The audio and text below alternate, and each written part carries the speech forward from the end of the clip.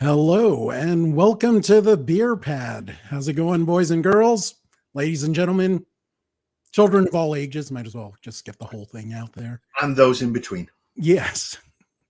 Whatever you identify as age-wise, gender-wise, we all welcome you. We love you. We do. Because that's what it is. It's 2024 is the year of love. Yes. Until we get to November and we tear each other apart again. So let's just try and enjoy the last 11 months of planet Earth, shall we? Oh boy. I don't want to think about November. Anyway, how are you, Marcus? I'm alive. How are you? It seems like it's been a couple of weeks since we last recorded, Ray. What's up with that? We've had illnesses. I was sick for... Well, I was sick. You were sick too? I was sick from like the 1st through the 18th. It was awful. Yeah. I mean, I had like, I think you Americans call it strep throat. My tonsils exploded and everything. I was ill for a week and a half, but yeah, I mean, you were out of it last week because I was sitting here sending you texts like, are we going to do this? Are we going to talk about that awful Echo show? And nothing. I thought that show had depressed you so much you'd just gone off doing the BeeRPad ever again. That's not what happened, but close. Yes. Yeah. But we are going to talk about two companies that I guess I don't want to say we grew up with, but we grew up with as young adults, and they've changed over the decades. Yeah, I was already in my early 20s when the company I'm going to talk about was around. So I bet you I'm old. So Marcus is going to talk about Blizzard, and I'm going, we're both going to talk about these things, but Marcus is going to take the lead on Blizzard. And what are you going to take the lead on, Raymond? On BioWare. For a long time, this company was my favorite developer, which was amazing. And yeah, why don't we just hop into that? I started with BioWare, and I believe this was their second game, Baldur's Gate, and this was way back in 1998. And I love this game. It combined a lot of things that I loved about Japanese RPGs, but with Dungeons and Dragons, which I also loved growing up. And the gameplay, which used the Infinity version, it had like this isometric 2.5D view. So in a lot of ways, it looked like a real-time strategy game, but it was very much, to me, a turn-based combat game. And I love the combination of turn-based combat, Dungeons and Dragons. The characters were fantastic. Everyone that's played it will remember Minx for the rest of their lives. And yeah, I played the game from beginning to end 18 times. Part of it was because I was young and poor, and that was the way to maximize my entertainment dollar. In those days, games were $3 million, and we had to make them last. But I genuinely did love the game, and I believe it came out either just before or right when I started writing about games. Let's see, Baldur's Gate. It was 1998. So yeah, that's how long. I don't remember. But yeah, that was my first experience with them. And over the years, I got to work with the company a bunch as a games writer, reviewing and previewing the games, interviewing the founders, Dr. Ray and Dr. Greg, who were extremely generous people, so nice. And they gave me more time, and they treated me with such respect that I genuinely didn't deserve. I mean, these guys were making incredible games. They started a fantastic developer, and I was just some idiot writing about games and talking about them. Look, I think I'm going to stop you right there. You've never been an idiot. Well, not an idiot talking about games. You may have questionable football tastes, my friend, but at the end of the day, you're not an idiot. So let's 86 that. First of all, you're a very talented writer, and you always have been, and you ask insightful questions.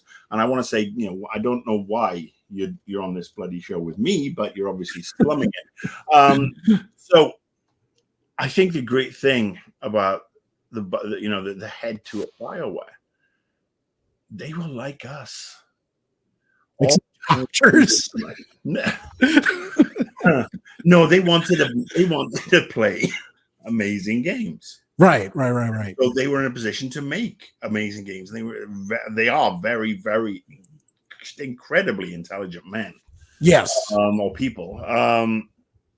And yeah, I mean the stuff they started off with. When I came to it a little later, I mean, you're talking about 98 with Baldur's Gate.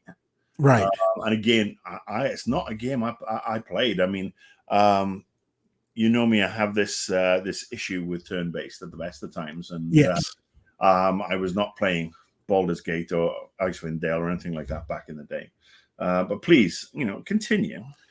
Yeah. So, I mean, 1998, as I started working with them and spending time with them, it's hard not to love their story. These were two medical doctors that gave up their practices to start a video game developer. Like, I've never heard anything like that, and I don't know that I will again. And they made great games, and they're great people. And as I said, they were really generous and kind. I mean, here's a photo with Dr. Ray there. And Dr. Andy Mack. And my friend Andy McNamara, our friend Andy McNamara, and then our esteemed friend. Here's one with Dr. Greg when he had that I'm tying a woman to train tracks mustache going on. And what's the upside down peace sign for? I don't know. And now that I'm looking at this photo, I think this is a Microsoft press conference. Yeah, that's downtown. That is downtown LA near USC. The guy behind us is with his hands in his face. That's Dr. Mike Capps from Epic, or formerly of Epic. And the guy all the way to the right is Rob Fleischer, my former roommate and longtime. I thought I recognized Mr. Fleischer. Mr. Fleischer's a legend. Yeah. Yes, those were the days. Look at you. So young, so tan, so healthy, with stylish glasses and everything. And your hair was just a wonderful natural color and wasn't down to your butthole, you hippie. I had hair, and you had a glorious man. There was a lot less of me back then. Well, there's a lot less of both of us back then. There's a reason I think the Earth's tilting off its axis, and there's probably just you and me alone. But then, as I was playing their games, they had Baldur's Gate 2, of course, Knights of the Old Republic. I think at that picture with Greg, I think they were promoting Jade Empire for that press conference. But I loved all their games. They were great RPGs, great stories. And this is the analogy where I might lose a lot of people, but watching them grow, watching their success, it was fun to be a very small part of that ride. And it was an honor to witness it. If I may jump in, you finish your analogy and then I'll jump in. Okay, so it reminds me of watching independent wrestling. I know I'm going to lose you, Marcus, on this, but I remember going to small wrestling shows and like bingo halls and armories and high school gyms, and I watched guys like Bryan Danielson. I watched guys like Samoa Joe, who I later became, friends of friends with. I actually went to karaoke once with Samoa Joe. And his name's familiar. Why do I know him? He was one of the voices in what's the car combat series that came out last year on Peacock? Oh, right. Yes, he was Twisted Metal. In Twisted Metal, yeah. Yes, he was the bad guy. Yes. Yeah. So was he bad guy? And today, Samoa Joe is AEW world champion. Bryan Danielson is one of the biggest stars in wrestling. And I got to see these guys when they were just starting out and watching their growth and watching them become incredibly successful and major stars was fantastic. And I got to see that with BioWare. I got to see them and, I played their second game. I got to watch their subsequent releases. I was at the DICE Awards when they were given Lifetime Achievement Awards, and they're like, so does that mean we have to quit now?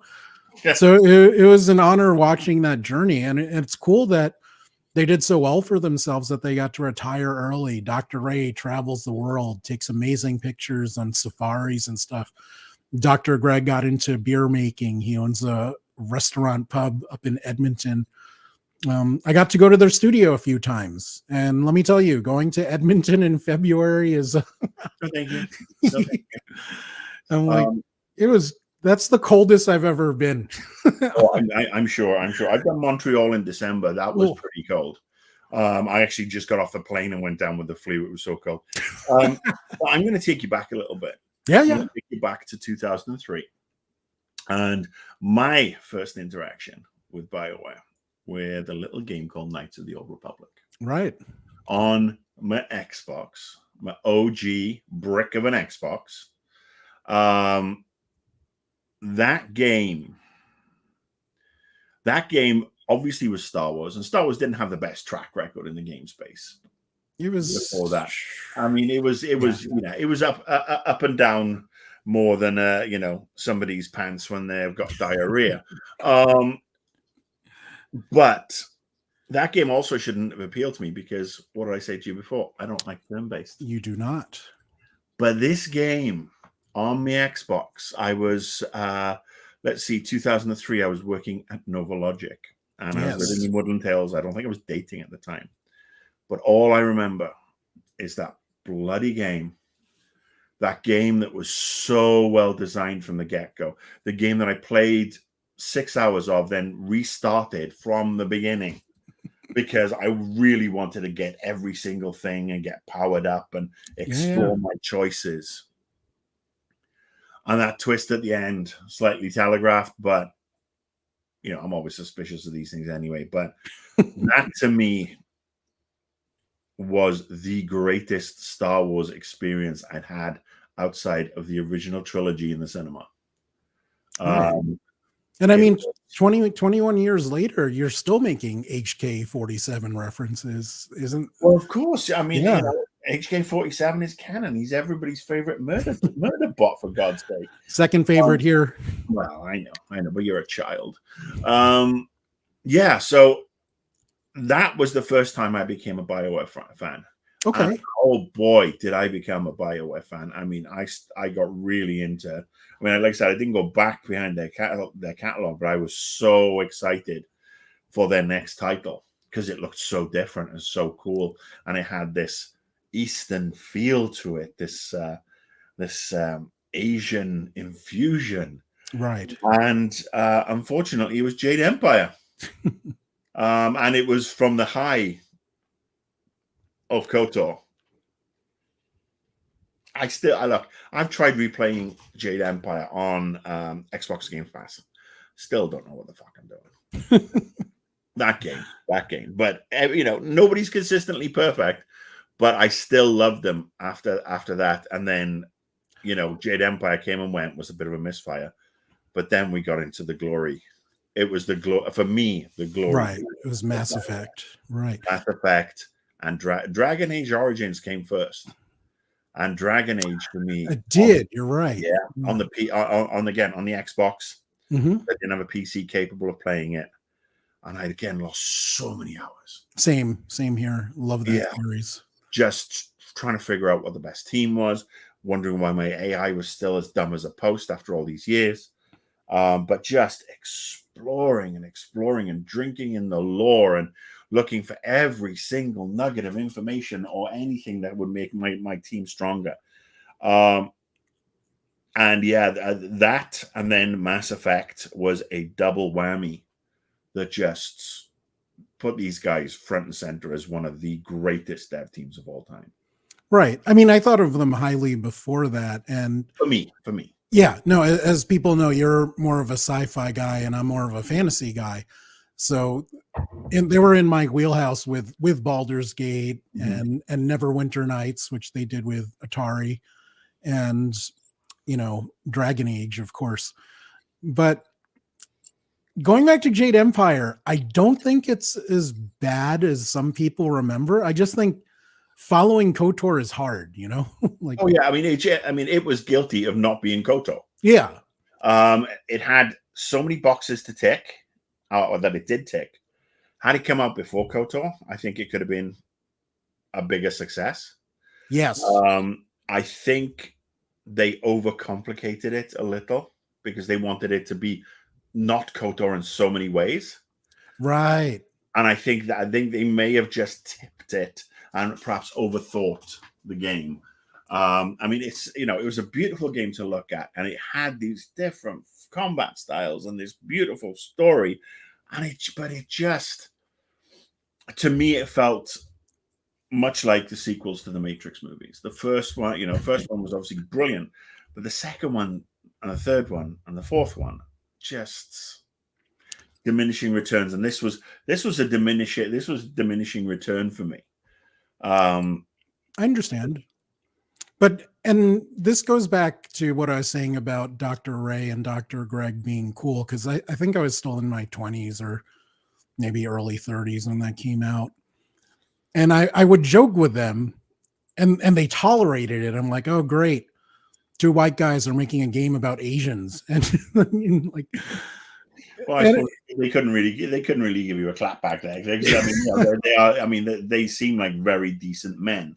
So yeah, like... and I would tell them these things, and they would tolerate them, even though it's silly. Like I would tell them that, I would have this recurring dream that I was presenting some kind of award, and then I'm at the Grammys or whatever. I'm playing and the award. I would tell them this literally, and the award for best white developer goes to, oh my God, Ray and Craig, BioWare, and we would joke around like that, and they were nicer and more generous to me than I deserved, and I really appreciate it. I totally agree that you deserved way less. I mean, talk about being an asshole. I mean, come on, I thought I had the license on that. No, but I think they also, they probably appreciate where you came from. Like I said, smart men, both doctors. Doctors generally tend to be, they don't get into it for the money. Well, some do, but doctors can be very empathetic people. And I'm sure they saw where you, as a Filipino man, in an industry where, everybody looked like me, especially at the start, because, we were the only people who were getting into it, and you were not represented. And then but you look at the games that had come out, Bruce Lee, Way of the Exploding Fist, Enter the Ninja. I mean, you look at all these games, anything with a remotely Asian theme that was developed in the West was not developed by people from Asia or from any of those areas. I mean, you'd obviously have Square Enix, and you'd have PlayStation games, and you'd have this, these amazing, Final Fantasy, and you'd have all these amazing titles coming out.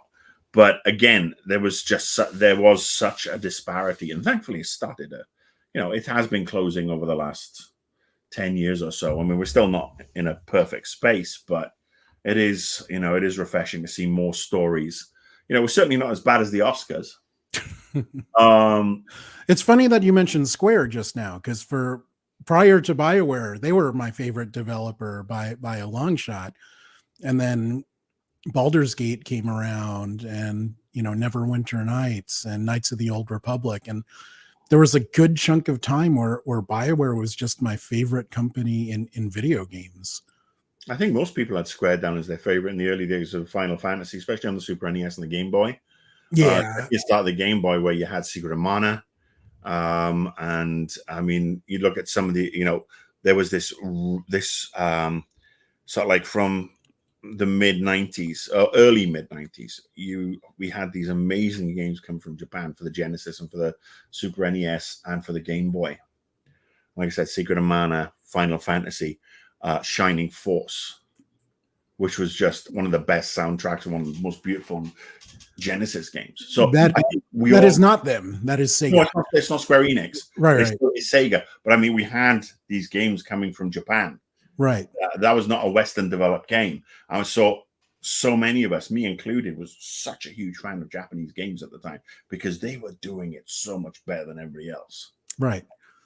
And so You mentioned Mass Effect earlier, and this is kind of where they started to lose me. Not because of the game, but because of that period in time. In 2005, they formed a partnership with Pandemic Studios, and they were funded by Elevation Partners for a company called VG Holdings. And at the time, it didn't occur to me, I was young enough and naive enough at the time to think that, Ray and Greg are going to be making awesome games forever. I didn't like the thought of an exit strategy never occurred to me because I'm not business minded. And, as I said, those guys are really smart. So they formed Elevation Partners, grew even more. And 2 years later is when EA purchased VG Holdings. And that's kind of when the BioWare that I knew and loved, I guess and keep in mind, I'm not saying anything bad about the company. I still have a ton of respect for everyone that's still there, and they're still doing excellent work. But the BioWare that I loved just didn't exist anymore. And I understand that things change, companies grow. They also changed, when we had the sequel to KOTOR, and that was to mitigate the disaster. A better game in a lot of ways, certainly a better story by Obsidian, but they were dealing with such a janky engine. I mean, that game that game wouldn't have shipped. Right. But I mean, that was again another low point for BioWare, in my opinion, because they'd had the high of KOTOR and then Jade Empire and KOTOR 2, and it was like, oh my god, are we at the diminishing returns? But then Mass Effect, and Mass Effect is probably one of my favorite game trilogies of all time. But you could see by the end of the Mass Effect trilogy that everything was not happy in the garden. And I think you're talking about BioWare. I'm going to talk about Blizzard in a little while, but I think they have this common thread that we will explore. Oh, there's definitely a ton of parallels there. I mean, there is one. I think there's one key parallel for me, and I think it's a cautionary tale for any and all developer. And even if we're talking about 1998, I thought, isn't that the year Diablo came out as well? So I think they were kind of going head to head for RPG nerds. Obviously Diablo was massive. I think Baldur's Gate still did like 2 million or something like that. Well, I mean, this was again the console. We were in one of those console, not lulls necessarily, but it was pre-Xbox, pre-PlayStation. Oh no, we'd had the PlayStation. We were I think PS2 in 1998. We were pre-Sega Saturn. I know that. But PC games was in rude health. I mean, you could actually walk into a store, like a big box store, a big electronics store like Best Buy, and they'd have rows and rows of PC games. Oh yeah. And back then I was still building my own stuff, and I loved tinkering. And then I got old and said, I want a warranty. I want customers warranties for the win. Yes. But yeah, I mean, it was cool to watch how much BioWare grew and watch them have tremendous success, and watch Ray and Greg get rich from the EA purchase. I mean, it was cool to watch that, but I miss the company that they were, from the late 90s to the mid 2000s, because to me they were just perfect. It reminds me of that Goodwill Hunting scene. They're perfect. I don't want to spoil that. And if I could just bottle that, it would be awesome. They're not what they are these days. And of course, everyone and everything changes over time. But there was a good stretch of like 7 years where they were just phenomenal to me, and they could do no wrong. And I miss that. And that's like Forrest Gump. That's all I have to say about that. Well, I think, look, you have every right. I mean, the list of dev studios that have gone by the wayside, especially those that jump into bed with Electronic Arts or have jumped into bed with Electronic Arts. Mm-hmm. Let's go with Westwood Studios. Blade Runner. Gone. Let's talk about Lionhead. Oh. They ended up, I mean, they've kind of buggered off to Microsoft in some kind of way. But before that, it was Bullfrog. Right. And Bullfrog, Dungeon Keeper, this sim, there was a theme hospital and all these weird ass games. Gone. And this is, I think this is going to be one of the recurring things that you'll see with regards to what when I talk about Blizzard, is that the games industry has just consolidated upon consolidation. The only creativity is coming from the indies, which is thank God for those guys. Right. But the AAA market has gotten so big and is such a machine, much like Hollywood, and that there are all these games, all these franchises that we will never see, we don't get to see again. Right. I mean, there are people who don't know about Road Rash and Jungle Strike and Desert Strike and Urban Strike. They probably don't even know about KOTOR 1 and 2. I mean, let's talk about what happened with the Old Republic, the MMO. Right. I mean, talk about that is technically Knights of the Old Republic 3, which we know we'll never get now, which we should have gotten. But that came out and was so buggered at launch because, again, EA, not BioWare, EA. And it had amazing stories, it had amazing character classes. I still go back and play it from time to time. I mean, it's a marvelous MMO. But it comes back to you jump into bed with the devil, he's going to give you devil fleas. And I think, look, I'm happy that they managed to get out. I am sure it's not just the money that made them retire. I'm sure they went absolutely batty dealing with the then high ups at EA, which were, let's face it, a clown academy. They were. You look at EA's legendary mismanagement from the mid 90s. I don't know. For almost 12, 13 years. I mean, they seem to have slowly got their ass together, but wait, do you have somebody from EA looking at you over the edge of the camera or something? No, I want to say things, but I will not. So.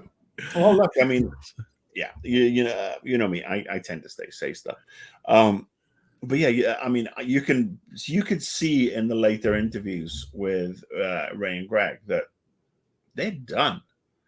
I mean, we've all been there. I've been there. I've been in meeting rooms where I've just seen people so unqualified to make a decision on a video game have their way, and I've literally watched the light being extinguished in the eyes of talented developers because they know that their project's about to get severely buggered, and it probably end up costing them their job, while the fucking brains trust that have been parachuted in because they did the Mountain Dew Cool Ranch Doritos fucking tie-in with Kentucky Fried Marmalade, whatever the fuck, back in the day.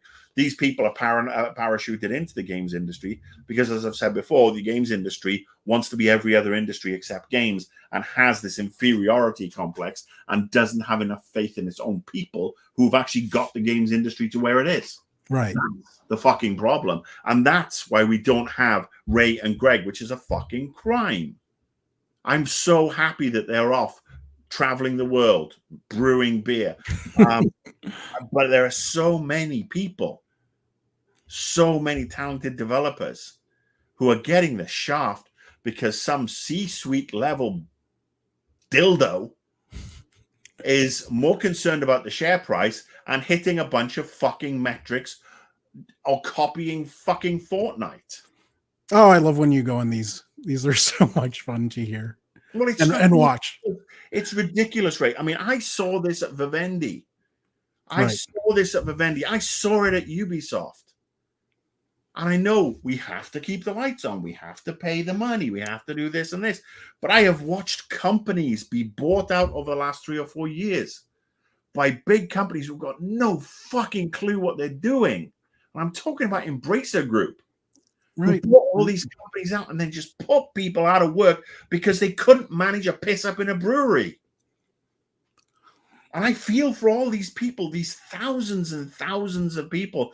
I mean, this week, Riot Games, yeah, 500 people gone just like that.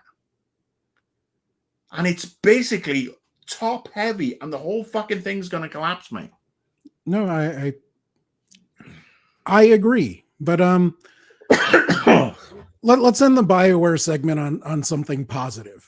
And they give me Mass Effect trilogy, which I will end the BioWare segment with something positive. So there's an event in Vegas, and I'm in a drunken squabble with a lady friend, and there's shouting and there's weeping, and that's just you. And it's in front of we're in a food court in front of a closed fat burger, and it just is not great. And then Dr. Greg just walks up to us and he's like, "Hey, are you guys okay? Is there anything I can do?" And he didn't have to do that. And it just shows how sweet of a man he is to show that concern and to check in on us. And we were so embarrassed. We were like, "Oh, hi, Dr. Greg. how are things?" And that's a credit to him. What a wonderful, wonderful man. Yeah. Now let us move on to the company you're talking about, Marcus. Who you got? Hard. No, obviously there's not going to be any tales about closed fat. I'm sorry, the way you painted it, a closed fat burger in a food court in Vegas. I mean, it seems like a script. The opening scene, we're at a food court in Vegas. A fat burger is closed. A man and a woman argue. There's tears. There's yelling. One of the founders of BioWare appears. Like, I mean, to check if everyone's okay. All right, let's talk about the Blizzards. Obviously, this is Blizzard, as now owned by Microsoft. But my introduction to Blizzard, along with I think a lot of people, was actually StarCraft. Yes, I mean, there were pre-Blizzard games like Lost Vikings, Rock and Roll Racing. Rock and Roll Racing on the SNES was absolutely batshit fun. Lost Vikings was kind of crazy too. But they were when they were called Chaos before they became Blizzard. But I kind of missed out on Diablo 1. I was going through a lot of just living my life, partying. I was, games PR in the UK. But yeah, the StarCraft thing. StarCraft was just such an amazing game. Oh yeah, came out of nowhere. From in my opinion, so I wasn't really au fait with them on PC. And then, of course, like everybody else, I think do you remember how in the sort of like the 80s and the 90s, you knew that every single one of our parents, no matter what their musical taste, they would have that one fucking album, the same fucking album that was almost issued, to quote Mike Myers, to everybody who moved into the suburbs in 1960. Yeah. The battle chest and the star chest for Blizzard were the video game equivalent of that. Everybody bought it, moved house, lost a disc, lost 2 discs, lost the CD key, went back, bought second, bought a third. I must have bought 3 Diablo 2 chests and at least 2 StarCraft chests, because they were perfect compilations. And so, yeah, I remember just really. And again, this was from the UK. I know I was in the UK at the time, but I remember, I'd saved up, I'd bought myself a PC CD-ROM, and it was pretty cutting edge for the time. Yeah. Super graphics intensive, but I just remember losing so many hours. I'm not playing online, not playing with anybody else or anything like that, just because I just had dial-up at the time. And there were no 800 numbers in the UK. You would get charged for a local call, and it was fucking expensive. But yeah, I just remember playing these 2 games and just thinking, it's like, what these, who made this? What's going on? These two games are so cool. And obviously, you started to learn more. And then when I came to the US, there was just like BioWare, there was this mystique around Blizzard. This mystique that I really, my journey sort of like picks up in sort of like 2000 and was it 4 when Okay. WoW came out. Ah. I was at Novalogic, bought the collector's edition. I actually still have the collector's edition from the first version and the first 3 expansion packs, mint, wrapped up in storage. And for World of Warcraft, I mean, I came to it. I was interested in it because, again, not because I was familiar with Warcraft, but I was familiar with Blizzard, and I had been playing a lot of Asheron's Call back in the day. Okay. Which is an old school MMO that Microsoft Games released in the late 90s. And then I morphed that into EverQuest. I loved EverQuest, and EverQuest 2 came out, and it was just crap. But World of Warcraft came out. EverQuest 2 had a good launch party in San Francisco. Do you remember that one, in like the Rainbow Room or something? I don't remember a lot of San Francisco.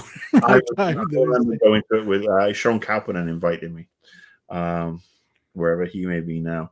But yeah, World of Warcraft was really, we had StarCraft 2 and these other things, but it's WoW. WoW was the thing that for me was the absolute pinnacle of what Blizzard could do, and it was also the beginning of the end for what Blizzard could do. Because World of Warcraft, I played, I played at work, I played at home, on my lunch break. But was at Novalogic. Several of us would play. We'd have such fun, and then I left Novalogic and I went to Vivendi Games. Vivendi Games owned Blizzard, or they were part of the same game group. Yes. But Blizzard was fenced off. They were down in Anaheim. They were miles away from us. We went to Irvine, sorry. They where GameSpy used to be. Johnny Kiefer and Sluggo. Yes. That's actually, if I can take a few minutes, I was aware of Blizzard, but I wasn't fully aware until John Kiefer, who you just mentioned. The Kiefer he schooled me on them because he was a big fan of Blizzard. I worked at GameSpy for a few years down in Irvine, and Blizzard was like 1,000 yards from us or something. And Kiefer was a major Blizzard fan, and he taught me about their games. He was super big into Warcraft, taught me about those. And I'm like, wow, these are pretty amazing. And I got to know some of the people over there. And I'm like, this is a pretty incredible company. I have really creative people that care about what they're doing. But I was more of a console guy, so I didn't have as much of a reverence as you did. And towards the tail end of my time at GameSpy, World of Warcraft came out, and that was one of the biggest games ever. Everyone I knew was putting hundreds of thousands of hours into it. They filmed an entire South Park episode in World of Warcraft. For God's sake. I mean, how about that for the cultural zeitgeist? Yes, we know we had a Nintendo Wii double episode. But that episode of World of Warcraft, I mean, I was at Bethesda, I was at Vivendi when that hit. And we just can't, we hadn't been allowed to see it in advance because, again, we barely spoke to anybody down at Blizzard. We weren't allowed to talk to them, even though they utilized all our sales and global sales teams, global stuff, production, etc., as they should. But we were told we would just have to stay far away. But coming in that next day, having watched it, and Matt Frary had watched it, and so many other people had watched it, and we just sat there. It's like, that changes everything. Games are now mainstream. No matter what has come before and will come again, that was the moment that one of the biggest shows in the world put a game front and center and wrote such a great episode and filmed it in the game. And that was absolutely biblical. And it was funny, the PR team at Vivendi, we tried to get free passes you know, but we had to pay our $14.99. They wouldn't even give us fucking staff discount. How tight is that? But we had a lunchtime guild, and we actually had 3 players in our guild: me, Frary, and Eric Reynolds, and we were all named after feature publishing editors. So we had Fran Reyes. Oh, I love her. I was Greg Wiedemann, and then there was a Rob Smith. And Rob was a huge fan. Our good friend, our late lamented friend, Rob Smith, he was a huge fan of WoW as well. He's actually the one that schooled me on Diablo 1 and taught me about that. You will. I mean, between Rob Smith and John Kiefer, so much absolute legends of the games industry, who will never get their due because the games industry is very, very poor and downright incompetent when it comes to recognizing the achievements of the people whose sweat this industry is built on. You know, I know there's DICE next month, and it'll be the usual circle jerk wank fest, and whoever's the new hottie on the block will get the fucking game award. But the fact that nobody's ever said anything about the passing of Rob Smith and so many others, and nobody said, let's fly John Kiefer out there and give him a fucking lifetime award, because it's their reporting, their writing, their passion that put the games out there. I mean, we know that without the games, there are no writers, but one couldn't survive without the other. If you didn't have these amazing evangelists, and I'm not talking about influencers, because influencers are basically hookers. So many of them, they do their dance monkey tricks. Not all of them. Let's face it, you're getting paid for play. One, it's illegal and you have to disclose it, and most fuckers don't. But you know, you're car crashians. That's what you are. And I'm saying that as somebody who was a fucking influencer before most of you were even out swimming out of your dad's natches. Okay. I mean, I was doing this fucking 14 years ago 13 years ago on a night gamer. But I digress. I mean, so Warcraft came out, and the Burning Crusade came out, and you know, it's like Wrath of the Lich King came out, and we were like, oh my god, this is amazing. And Cataclysm came out, and we were like, here, give us the money. We're paying $14.99 a month. I don't care. We've got all these characters. We've got all. We're doing this. We're off grinding. We all start off killing kobolds in the mines.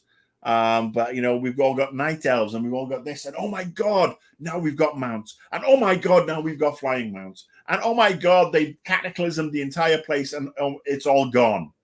And then there's like, oh my god, it's Kung Fu Panda. And it was just beautiful, beautiful, beautiful, beautiful. But then they made so much money that they had this merger came with Activision, where Vivendi and Activision merged. And much like with EA and BioWare, the rot set in. Right. The Kotick rot, as I like to say. Kotick rot, whatever you want to call it. Bobby Cockless. Bless him. The man who is now obviously richer than many third world countries, but thankfully is fucking out of the games industry. The man makes Elon Musk look like a decent human being. So there are two things that I was taking. Sorry. No. I mean, look, I have my rants, and look, I do think that the beginning of the end was the Activision buyout. I do think yes, absolutely. They had all this money coming in. They were pulling in millions of dollars a day around the world, and it was like wine, rivers of wine, $20 bills to wipe your ass with. Everybody's, boom, boom, boom. This is great. Mike Morhaime was stewarding the company so well. Right. But then you could see the fear set in. You could see okay, well, if we don't have WoW, what are we going to have? StarCraft Ghost came and went. StarCraft Ghost, the game with the amazing statue at E3, and that's all we ever really saw. You could see it at BlizzCon too. Well, this is it. But BlizzCon, I mean, they fell. Blizzard went from rock and roll racing and Lost Vikings and StarCraft, Warcraft, Diablo, World of Warcraft, these amazing games that were just pushing the envelope and taking us to the next level and the next level. And then they just hit a ceiling where it's obvious, all right, we can't fail. It's not we're going to succeed. We just can't fail. And that's why we're still on, what is it? It's World of Warcraft came out a decade ago. Yeah. That game should have been retired. We should be on WoW 2, but they're still churning out expansion packs for it. There's like 2 more this year, apparently. And Chris Metzen is back. Well, I've just, I've lost all interest. We have, Diablo 3 came out, and Diablo 3 was great. Diablo 3 is probably the last great game that Blizzard released. Now, I know people are going to say, oh, what about Hearthstone? Fucking card game. Fuck off. I like that went and fuck off. Stupid fucking games. I mean, if you want to play a card game, great. Play a card game on your iPad or on your PC or whatever it is. But let's not forget, let's not pretend that it's actually cutting edge video games here. I mean, it's comfort food, great. Enjoy it. Overwatch 2. Don't really care. They wanted their slice of Fortnite-esque money, and they went off and got it. And if you like it, you like it, great. But it's junk food gaming. For me, the real crux of the games are the ones that give me 10, 20, 30, 40 hours of single player, of story, of innovation, or even just doing shit really, really well. Give me those, and I will be happy, and I will give you my money. I don't want to sign up for a fucking yearly subscription. I don't pay for WoW anymore, obviously, because, I mean, thankfully they released, there's a free version. But I want to play my games. I want to enjoy my games. I don't want to have to deal with a 5-year-old calling me an F word and N word and everything else, which is the majority of online gaming now. My point is that Blizzard died after Diablo 3, and Diablo 3 was, 10 years ago again? So yeah, World of Warcraft was actually 20 years ago, not 10. 20 years ago, and then 10 years ago, we had Diablo 3. And Diablo 3 was great. So let's use that as a demarcation point. So from Diablo 3 and everything before it, one of the things that always impressed me about Blizzard was the level of polish in their games. I don't know of any developer at that time that had that level of polish, and it was amazing. I think Valve is the only one who really, to my mind, had the ethos of we'll ship it when it's fucking ready.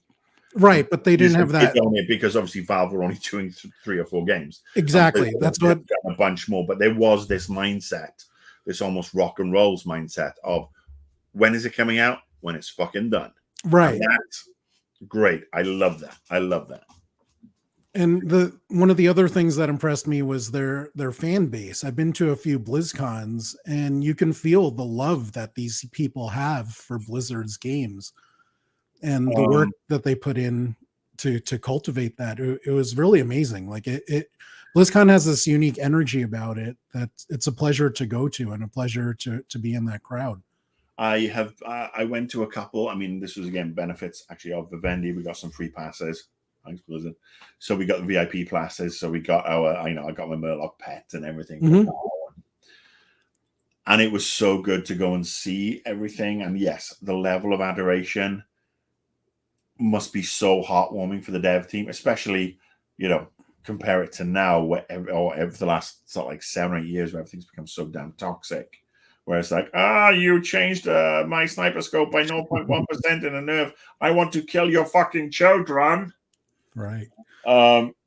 So yeah, BlizzCon was always good. BlizzCon was fun to go with for the swag. Go down with Matt Frary. We'd have a bunch of fun and good shows. BlizzCon was also. I mean, it can get a little scary.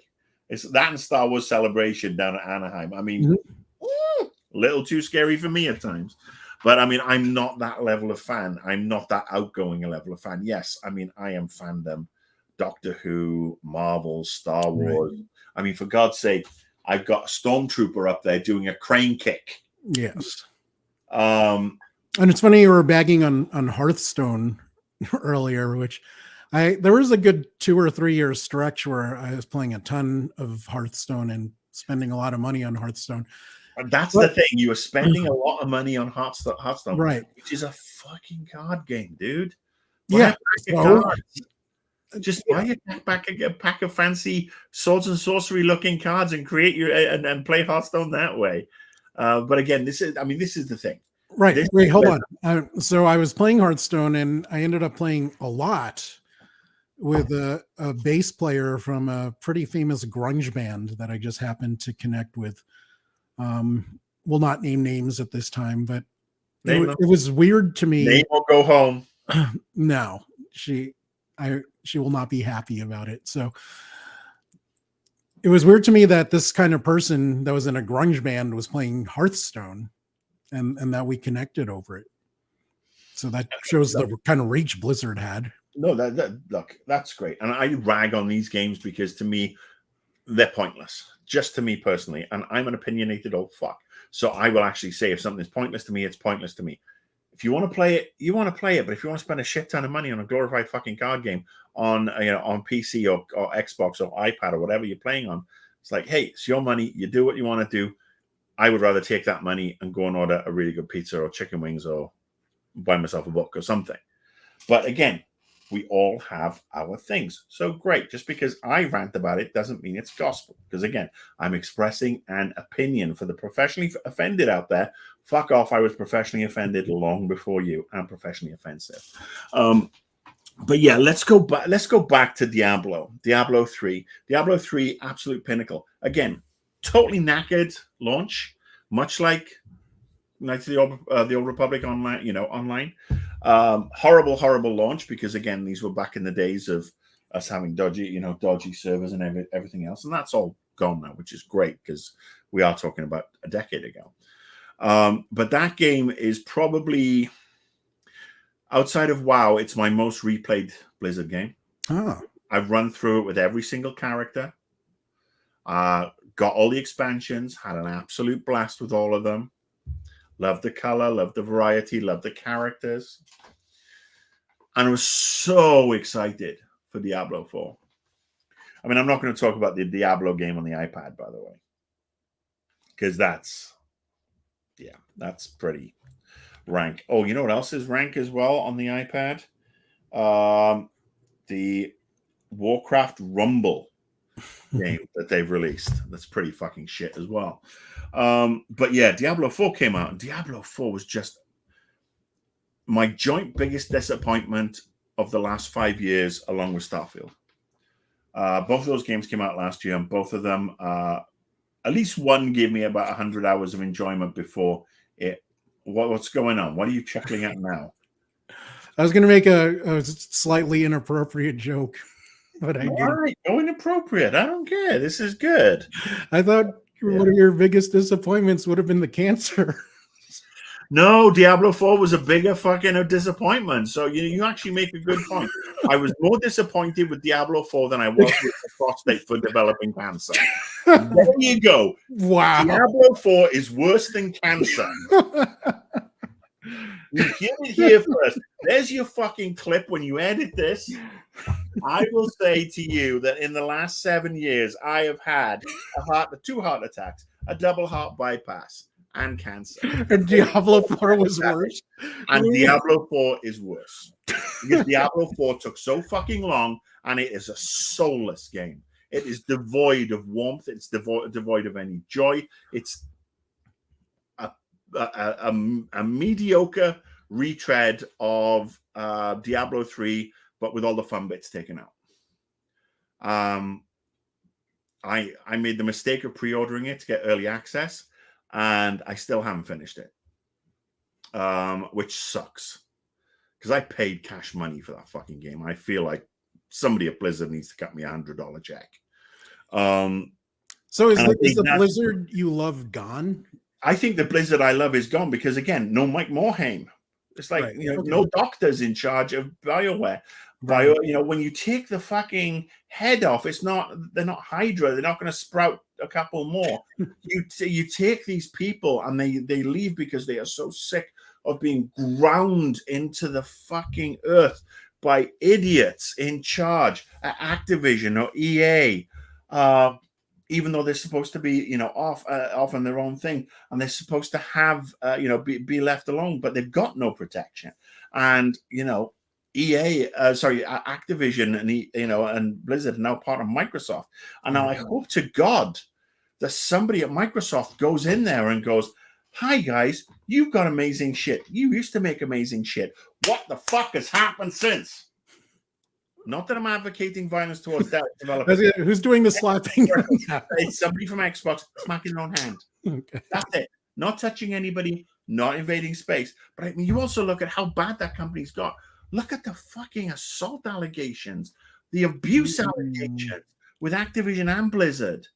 It became a toxic company. The toxicity that Activision brought to the games industry, and from the top down in Bobby Kotick, spread like the cancer into Blizzard, and it's just a crying shame.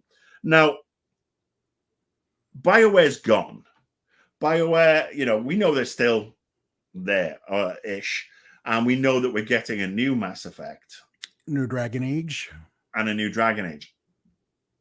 I mean, I'll play them. I didn't like Inquisition. Origins. The Inquisition. Nobody expects the Dragon Age Inquisition. Our major things are we're not as good as the last game. So yeah, we know we're getting these new ones, but again, it's just like Queen without Freddie Mercury. Adam, right? The American Idol. I want to say Adam Driver, but that's not Adam. Adam. Now I'm picturing Adam Driver singing for Adam, whatever his name is, perfectly cromulent singer, bless him. But he's no Freddie fucking Mercury. Well, nobody is. That's the thing. BioWare lost 2 Freddie Mercurys because nobody's like the Doctors, and not just the Doctors, but I mean that entire core team. They all went Trent. And they were all in their own way Freddie Mercurys, and then you look at Blizzard, and they've lost their Freddie Mercury. It was Mike. Okay. Yeah, Mike and a bunch of other people. Other people have gone on to, maybe moved over to Obsidian or gone to, other companies. But I think BioWare, I can't see a redemption for BioWare because of who they're still associated with in EA. I know things have changed at EA, and they're a lot better than they used to be, but the bar was pretty low. But what I will say that there might be some redemption at Microsoft because they've said we own these guys now, and there are all these amazing franchises that we can explore. Will we finally get a new StarCraft? Will we get something different that's not Overwatch or fucking card games? Will we get a WoW 2? Right, and some people are coming back. I will give you $10 a month on top of buying the game for a WoW 2 just to get that experience, to immerse myself. Make it World of StarCraft. Do whatever you want to do. I mean, these were the biggest games in the world.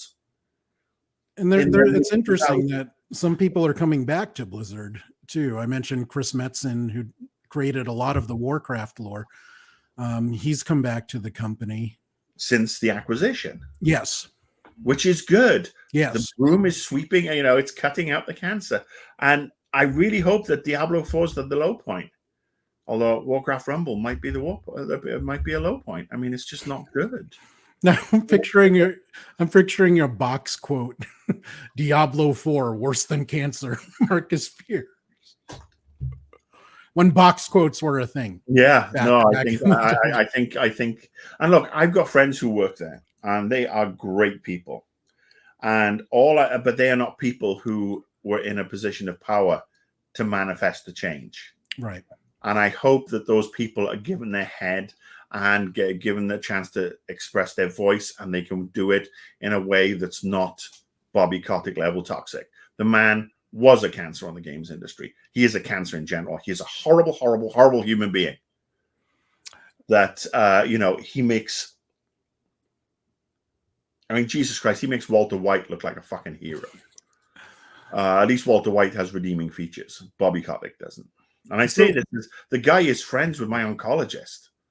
And my oncologist says, "Oh, so you work in video games? You must know Bobby then. Bobby who? Bobby Kotick." Oh, that wanker. Okay, and we never talked about it again.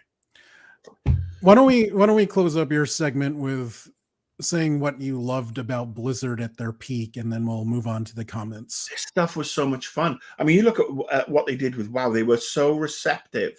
They were polished, but they were receptive. When people started making little updates to WoW that weren't interfering with the gameplay, but improving maps, improving waypoints,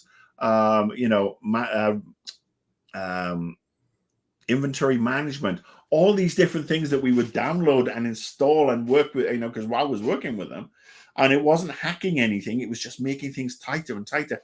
And then they introduced all of them. They welcomed those things, and then they assimilated them and brought them in. And yes, you can still go back to WoW Classic for the basic bitch version. And oh my God, I mean, it's literally going from like, oh, I drive an Audi with power steering, air conditioning, and everything else, to here's a Chevy Nova with regards to the features.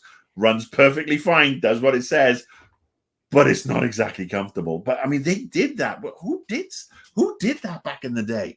Nobody. Right. Blizzard did it, and they were collaborative, and they were absolute fucking legends. And my hope is that we can see that again. Let them have their head. I mean, BioWare, oh God, could you imagine if the two docs, if Ray and Greg came back to BioWare for one last hurrah? I don't think that's going to happen. Yeah. They're too happy, and look, they've done their fine. Thank you very much. But I have hope for Blizzard. I do have hope for Blizzard that with Xbox and with Microsoft, they will be allowed to have their head and develop some really, really cool shit. I hope that happens. I want StarCraft 3. Yeah. Where's my StarCraft 3? Where's my World of StarCraft? I mean, give us that outer space fucking thing. And as for Blizzard, as for BioWare, ooh, what I wouldn't give for a Mass Effect Online.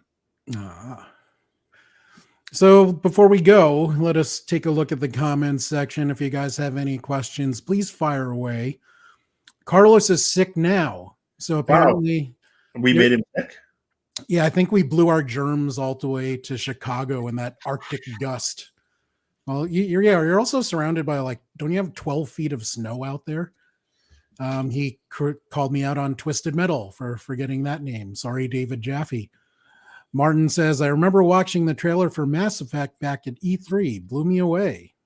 It was very impressive. Do you also remember, I am sure you do, but talk about responsive. How responsive BioWare was about that Mass Effect ending. Mass Effect 3 ending, because they'd spent their entire, and this was just, again, the mark of excellence for me. They'd spent the entire Mass Effect 1 and 2 and the build up to 3 saying, every choice you've made is going to have an impact. Right. And it didn't. And they go like, you're pissed. We understand that. And I'm not one for bowing to crowd fucking anger on this, but I think I was pissed. Everybody had a right to be pissed after you invested a couple of $100 and a couple of 100 hours of your life to not get what you were promised. And the fact that they went back and did it, shining example on how to do stuff. So yes, I just want to give them the kudos for that one as well. So, yeah. So that's going to be a wrap for this episode. Marcus and I will be back next week. Why don't we talk about 3 games each that we're looking forward to in 2024? There are games coming out in 2024? Yeah, lots of them. One of my biggest ones that I'm looking forward to is coming out next month. And I'd love to hear about the games you're looking forward to, of course. Might it be some sort of DC type-ish game? No, but I'm also looking forward to that. I am looking forward to that as well. Yeah, I'm equal parts excited and trepidatious, because again, that particular dev team, it seems half of them bailed before that project was finished, which sucks, because Rocksteady, again, top quality. Yes. Well, guys, thank you so much for watching. If you enjoyed this episode, give us a like. Our socials are up there at the top of the screen. Subscribe. Please hit the notification bell and leave us a comment in this episode, and we will see you next week on the BeeRPad. Bye, guys. Bye.